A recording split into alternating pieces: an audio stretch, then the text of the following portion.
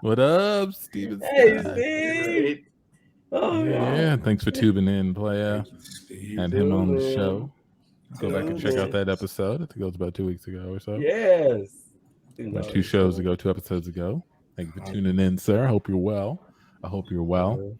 Had to look up the names again. Yes, I forgot. I was like, oh wait, I think I got one, and then the other one came, and not think it's. I remember seeing it a while ago. I had an ex-girlfriend that watched it. The only thing I remember about it was Mr. Big, I think his name was. Yes. That's the only name I remember. I'd probably have seen about 4 or 5 episodes total of the show. 20 years ago. How long did the show come out? 20 years ago.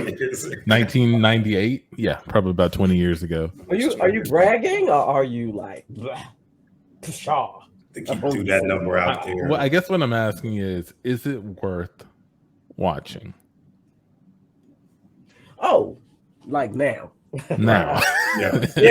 Should there be a binge watching of Sex in the City now?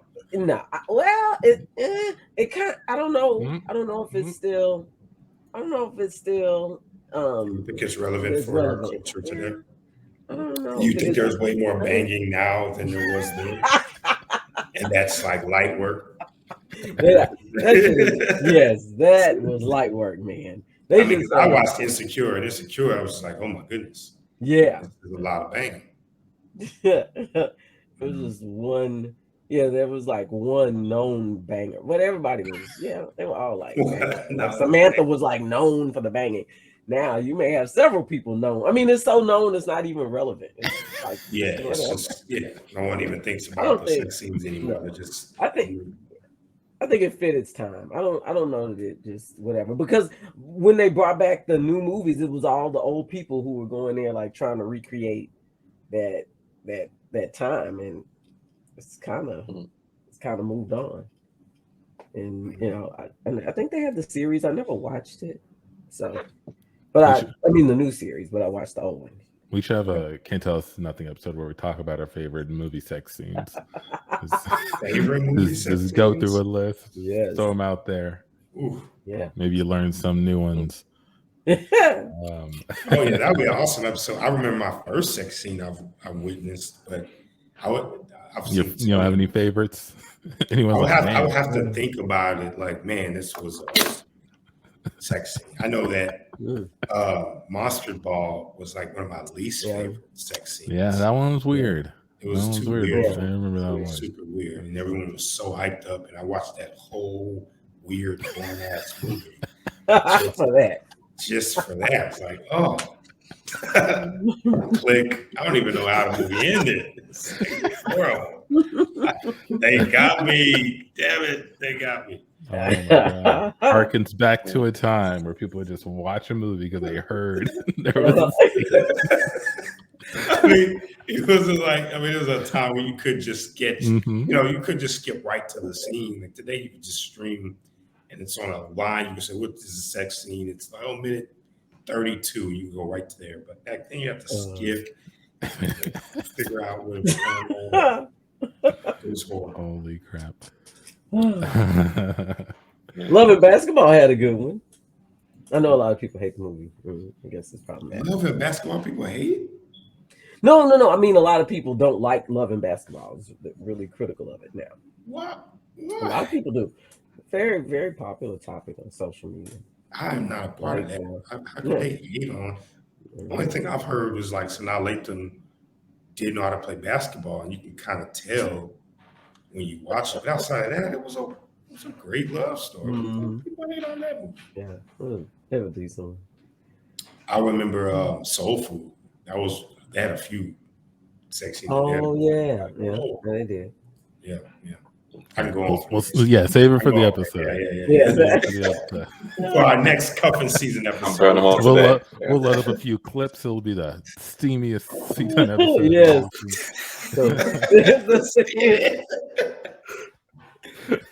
Put off the dark. Turn off C-Ton after. Yeah, that'll be steamier than our what was it? The Hallmark Channel After Dark. Yeah. But I have Shout a out very to Tammy. I have a very non-steamy topic for you guys. Yes. So just we're gonna turn the cold water on this topic real quick. I have a question. So I have a question, but to prologue that question, so you know the context here. Something recently came across my desk called the time cube theory. Right now, let me load up. I guess. Sorry. This one right here. So there's a Wikipedia for it. Mhm. But essentially what you need to know is it is a theory by one man who describes himself as a godlike being with superior intelligence. The theory is essentially that in a day, there's actually 4 simultaneous days going on at once in a sort of cube fashion, right? We don't need to get into the details of the theory because it doesn't make any goddamn sense. But what you should know is that this guy founded a website back in 1997, hosted it all the way to 2015, and it went offline because he passed away. Now, the internet has encapsulated this website, it's archived it so you can see it. If you go to it, looks like the ravings of a madman. I've scrolled through a little bit of it. Is this it? It's all written like this? Yes. Yeah. Yes. Right? Damn it. Oh, there it is. I was wondering where the all caps are coming. So. You see? Listen, that's exactly it. I feel like I'm watching like a 2022 version of what's the one with Russell Crowe when he had like this fictitious world in his mind and like he was Beautiful Mind. A Beautiful Mind. Yeah. Beautiful Mind was a good one. I like. Yeah, it was a good one, but he, same thing. Look at this. Look at this. Now, it could have ended there, right? But here's the thing: this person gained a bit of internet fame for his theories, and was even on TV, getting interviewed for it. This is him. You gotta play the audio or connect the audio. So it's on Tech T, going through his thing. Right. Not only that, a college brought him in to give a lecture on it at Georgia Tech. Now, I watched a little bit of this, and they essentially did this just to fuck with him. Right? They had people come up with questions, and their questions were always jokes or setups, right? So here's the thing. You could say this person is clearly not right in the head. They have problems, and people are bringing them up to ridicule, right? Right. Probably schizophrenia, which was brought up on the Wikipedia page, actually. However, yeah, let me find the line. Actually, I think it was there's some burns on here, man. Like no. After death burns. He said he claimed his wisdom was so antiquates known knowledge that a psychiatrist examining his behavior diagnosed him with schizophrenia. He also challenged scientists to disprove his theory, and he would pay them $10,000.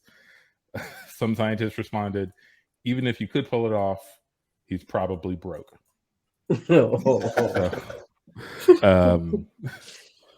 So my question is, yes, if I'm trying to find out the best way to ask this question. He has a theory about something. Should he not be allowed to have a platform where he can share and express his theory, even with the risk of ridicule?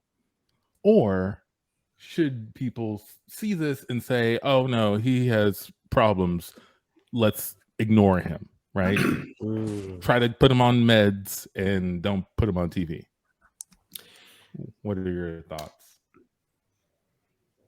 Knowing what we know now in the world we live in now, we know that it can be harmful. So prior to now, the now times, I would think, whatever, spout off, do your thing. But anybody who studies is gonna know better. But all that shit need to be shut down. I'm a torn because in one sense, this sounds a lot like flat Earth. It's self-isolated and educated theory. I wouldn't even call it a theory. I'd say it was a hypothesis that if it went through the rigorous scientific method, it would be possibly quickly disproven because it doesn't incorporate all of the other theories, which it has to in order for it to be validated. So in that sense, I would say, yeah, I think anyone could discover anything as long as they could put it through, they have the freedom and opportunity to put it through that rigorous exercise of scientific method. However, the other side where I'm torn is it is damaging, and something like YouTube, if he's doing this in 2005, he had a lot of very young cultural ears and eyeballs that didn't necessarily understand how to interpret what they're seeing and what could be true. And mental health is still a major thing in our country. So most of these things I think should be kind of combed through really finely. Do I think he should be medicated? If he was diagnosed with schizophrenia, hell yes. Schizophrenia is terrifying. And it could be something that goes way off the rails. I think I saw something where there was a quote he said that human beings are the number one or the only evil, right? I've seen that put in manifestos for people that go and do mass shootings. I would not want this person going to Harvard doing a lecture on time Q, because what if it has something in there that says by the time 2033, if we don't get rid of all of these kinds of people, then the world is going to implode. And of course, there are going to be other assholes that are going to believe it. There's just people in the world that are going to believe it for their own reasons. But I think it's very difficult today because people are crafty and they can hide behind laws and rhetoric and at the same time gain a following like never before. So I don't know, man. I would err on the side of put the test through scientific method, and if it absolutely fails, then he should be psycho-evaluated, and if he's schizophrenic, give him some medicine. But try to give him out. Try to get, I don't want to shield people from floating ideas, because at one point someone said, hey man, I don't think the earth is flat. Here's some calculations that I did compared to all this other stuff in physics that most layman people won't understand. And that person spent a lot of time in prison trying to argue against things that, a couple hundred years later, we are wildly now trying to argue against the latter of the, so yeah.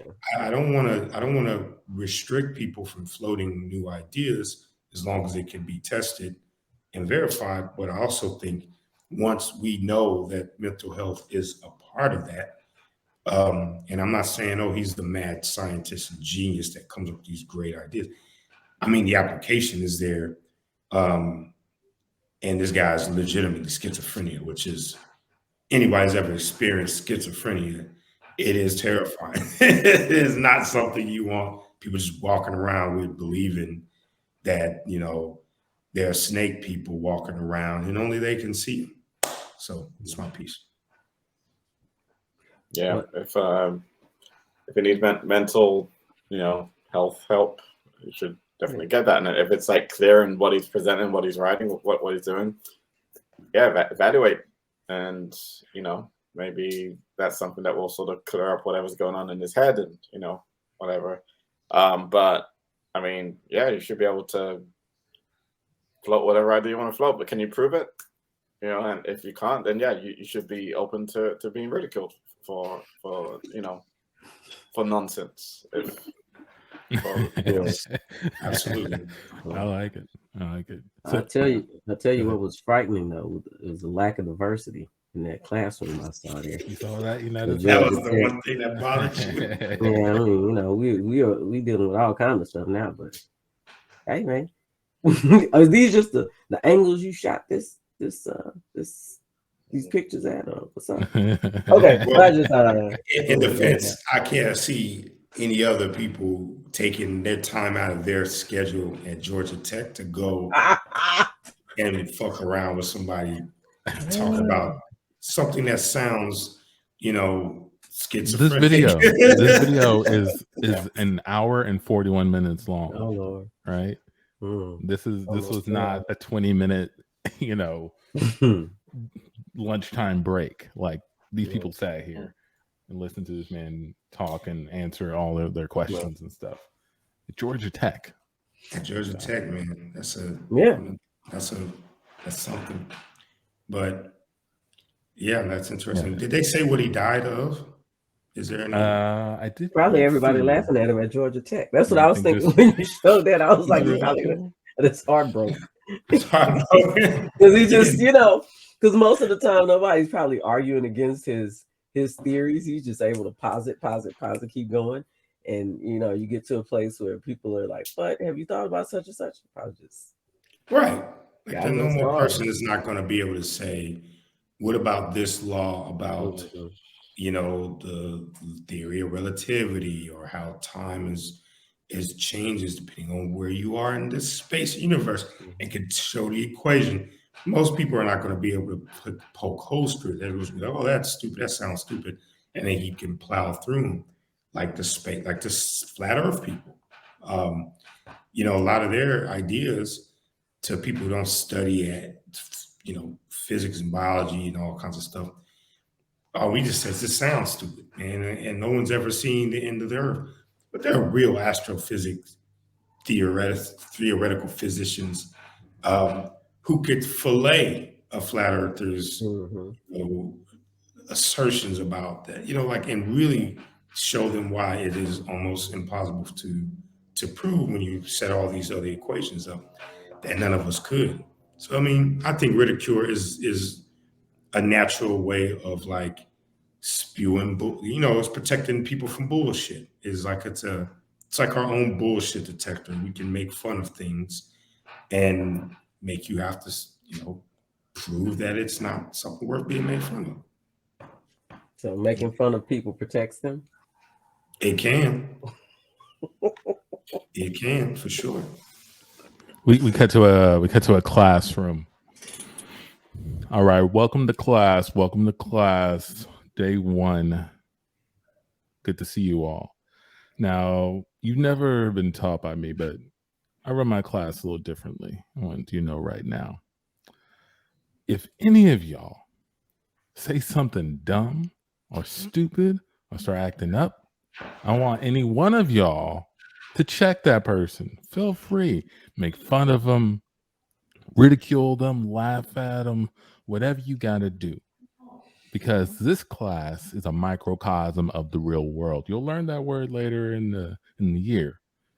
But when you speak out in the real world and you say some dumb bullshit, people are going to ridicule you. You need to be ready for that. So we're going to do it right here. You're going to harden you all up right now to that. Your radar detector on bullshit is going to be honed and tuned, and your ability to recognize bullshit within yourself is going to be honed and tuned. All right. So I'm going to pause there. Any questions in the class? And make sure it's not a dumbass question. Yeah, you there, young lady. Yeah. When I signed up for this general independent study class, they said this was a time where we could kind of work on our college applications and scholarship applications as seniors. I really thought we'd be using our time for that. This seems a little different. All right. I'm going to pause before I say anything. Does anyone else in class have anything to say to that? It wasn't even a question. I think it was more of a comment. Yeah. I want to say something, Teach. I think the teacher explained what the fuck this class is about, your dumb ass. What kind of way of answering questions about that shit don't even matter, man. Don't matter. You should have been finished your college requirements, son. Ooh, snap. Wow. Does anyone else have anything to say to either of these two students about any of this discourse? I just want to say I think he covered everything that needs to be said about what she just said. I mean, all right, now I'm gonna say something. What value did your comment bring to this? All right, that was a dumbass thing to say. You had nothing to add. You didn't change anything. You didn't challenge anything. You wasted your breath and all of our times. All right, so let's get back to it. Any other questions? That's not a dumbass question. Okay. Oh, she wants to try again. All right. Let's see it. Let's see how that radar detection is going. To further my other statement about the class, I'm writing an essay about what I think my strengths are, and I was just gonna kind of reach out and see what you guys think would be like some good things I can think about to kind of come up with. Oh, I didn't even finish. You got a hand over here. Thank you for raising it.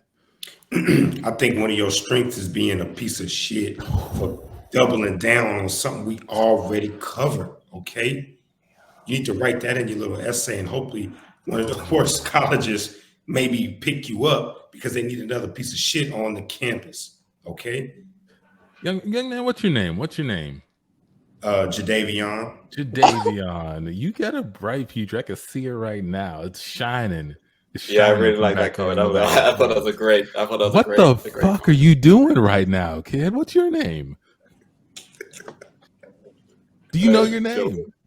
What? Joseph. Why did you say anything? Why did you say anything at all if you didn't have any value to bring? You think Jadavion needs some validation from you, Joseph? I don't need shit. I'm getting deep into what the class is going to be about. Day one. I'm getting ahead of myself. I apologize. You guys are all starting on this journey. So let me take a step back, okay? But I'm liking the discourse I'm seeing. I think we're all learning some lessons today. I'm sorry, young lady. I'm sorry, I didn't get your name. Felicity. Felicity, do you need a napkin? Do you need a handkerchief? Yeah, something. Well, you should have brought one. What do you do? If you knew that you were or the type of person that's going to start crying, you should be carrying handkerchiefs yourself. And expecting the world to be handing you handkerchiefs all the damn time. Felicity. I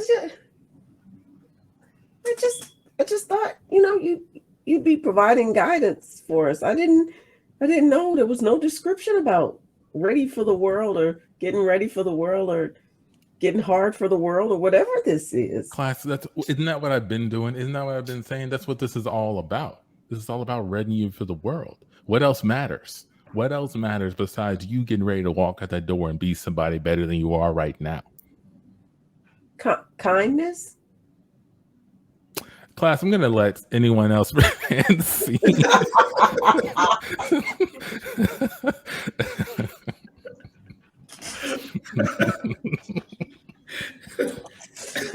Well, Jadavion, wait, no, Joseph was just trying to get along.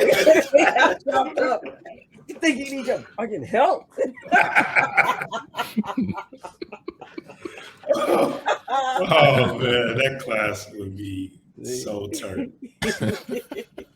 Yeah, there's no stopping point. There's no stopping for a bully. They just go.